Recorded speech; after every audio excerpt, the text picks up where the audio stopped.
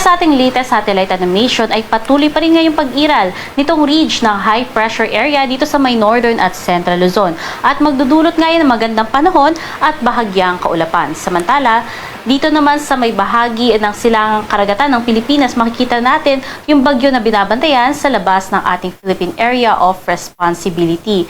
Ito nga ay may kategorya na Tropical Depression at huling namataan sa layong 2,835 silangan ng northeastern Mindanao.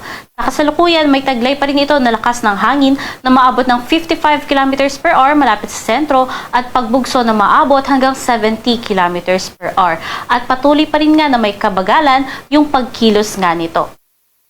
Base nga sa ating tropical cyclone threat potential, yung binabantayan nga natin na bagyo ay maaari pang lumakas sa loob ng 12 oras at umabot into tropical storm category. Inaasahan nga din natin na patuloy yung paglakas nito habang nasa karagatan ng Pilipinas, maaaring umabot up to typhoon category, and we are also not ruling out na maaari pa siyang mas lumakas into super typhoon category.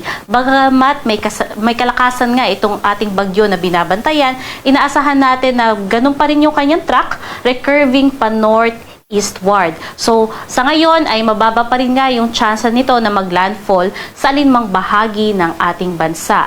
Gayunpaman, patuloy pa rin tayo maki-update sa Pag-asa hinggil nga sa mga posibleng pagbabago ng ating forecast. At dahil nga sa magiging track nito, asahan natin yung posibleng pagtaas ng mga pag-alon dito sa eastern coast ng ating karagatan at posible nga rin yung pag-abot ng kanyang outer rain bands dito rin sa may silangang bahagi ng ating bansa.